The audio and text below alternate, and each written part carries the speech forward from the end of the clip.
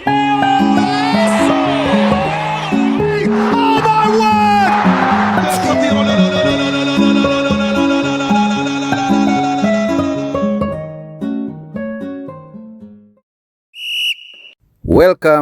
to my channel.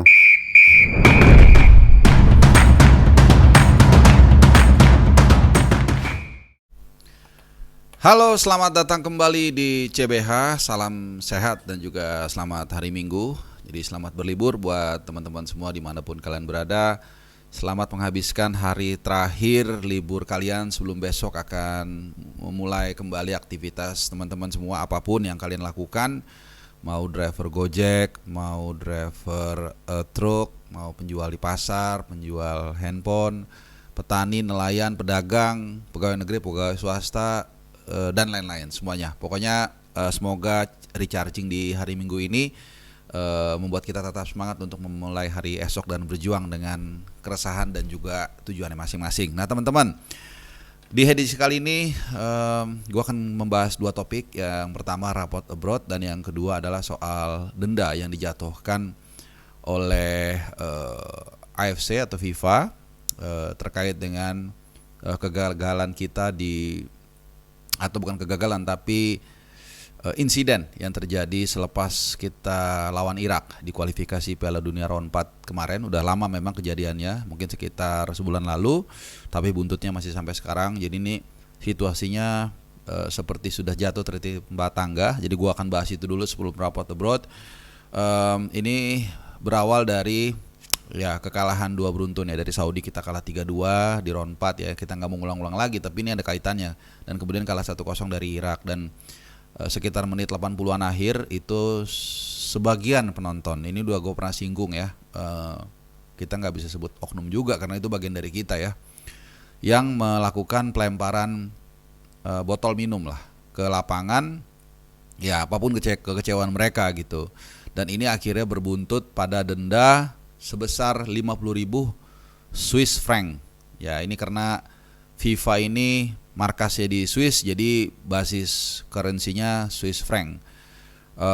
Itu 50.000 Swiss franc itu setara dengan 1 miliar 30 sekian juta. Ya kalau dikonversikan saat ini mungkin 1 miliar 34 juta.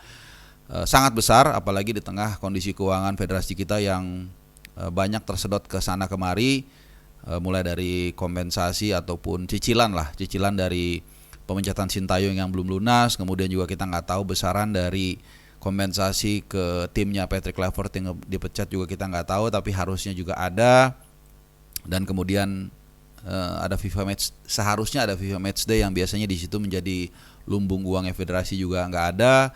Dan sekarang kembali lagi ditambah denda sebesar 1 miliar lebih ya. Jadi nggak tahu apakah lobby dari Erick Thohir ini bisa mujarab sehingga bisa dikurangin, kita nggak tahu ya. Yang pasti dendanya cukup besar, 1 miliar ini. Bayangkan kalau let's say mungkin dibikin acara sosial untuk yatim piatu atau untuk ya siapapun itu yang membutuhkan, gua rasa manfaatnya jauh lebih besar ya ketimbang untuk bayar denda seperti itu dan kemudian juga bayar kompensasi dari 2 pelatih yang kita nggak jelas seperti apa. Nah yang berikutnya juga larangan bermain bagi Tom Hai dan Sean Patinama ya. Tom ini kalau nggak salah 4 kali, jadi cukup banyak juga nih.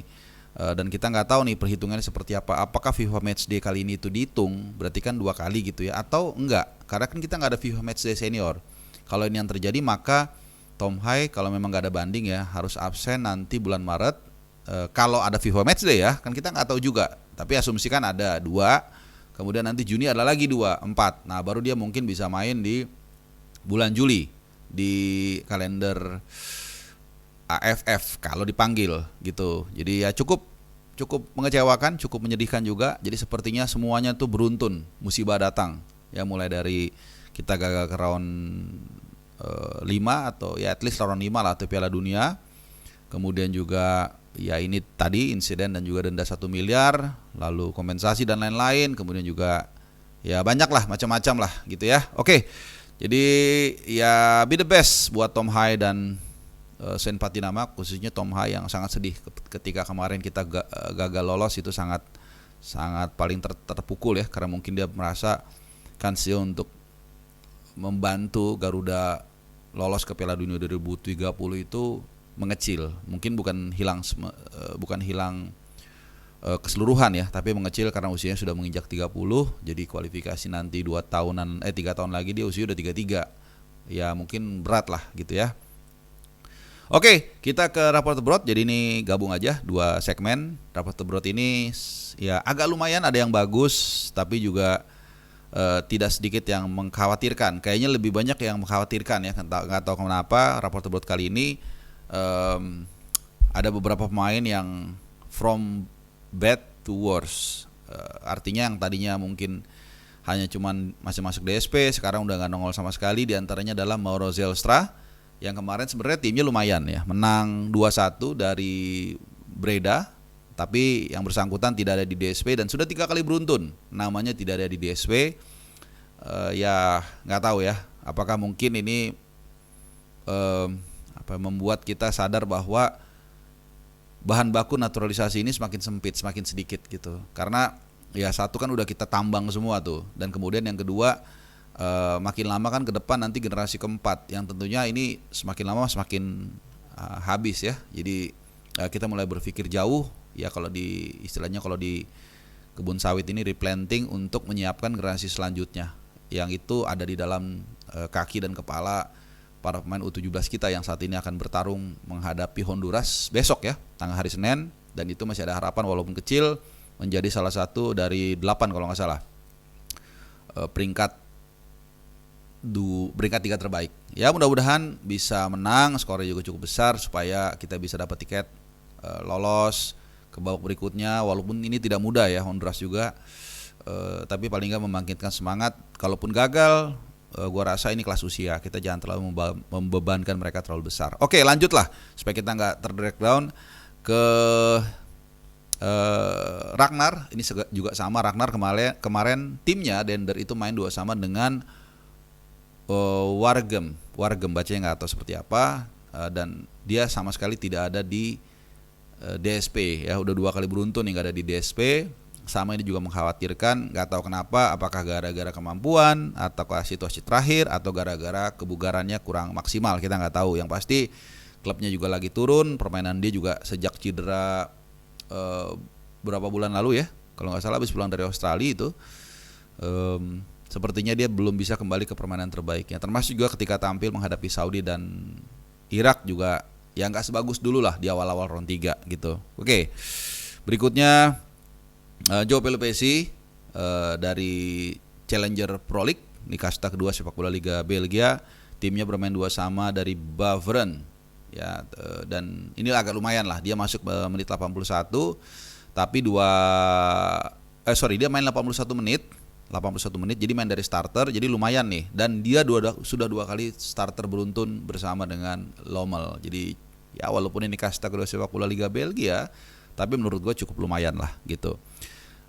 Oke, yang berikutnya Emil Laudero kemarin sayang banget ya menghadapi tim yang sebenarnya Pisa ini belum pernah menang di Serie A. Kemarin banyak peluang yang didapat oleh Cremonese, ada yang kena mistar, ada yang ditepis one hand save, ada 3-4 kali lah peluang emas didapatkan oleh Cremonese. Tapi ada satu sundulan dari Toure, tinggi banget ya, bagus banget golnya, susah lah itu dijangkau. Sundulan dan pantul itu adalah musuh dari segala musuh buat kiper. Jadi kalah, tapi mainnya lumayan bagus. Audero beberapa kali ada easy save, tapi ya oke lah, secara umum aman. Emil Laudero ya masih di papan tengah.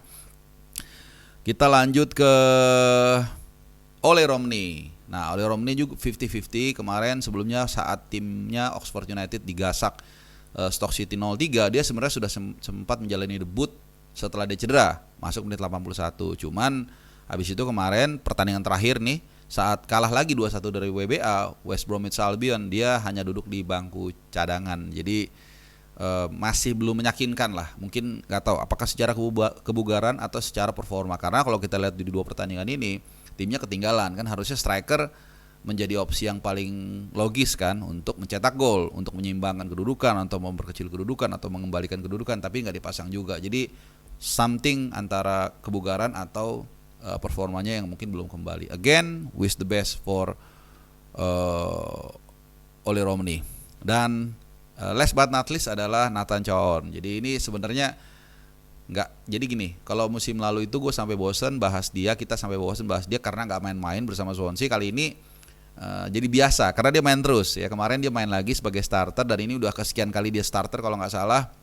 Mungkin beruntun berapa kali, pokoknya hampir selalu starter musim ini dan sudah mencetak 1 gol. Kemarin saat menghadapi OSS, timnya bermain satu sama dan dia bermain sebagai starter. Jadi revive atau bangkit kembali buat Nathan, good luck buat dia.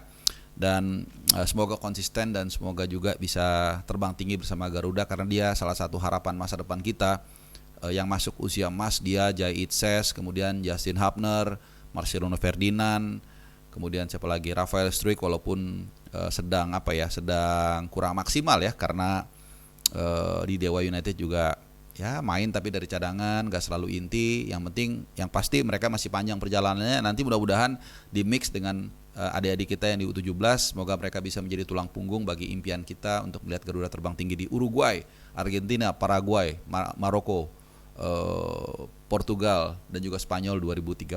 Oke teman-teman semua, itu aja sajian gue untuk kalian di hari Minggu ini. Semoga berkenan. Terima kasih, kalau ada yang kurang mohon maaf. Sehat selalu dan adios.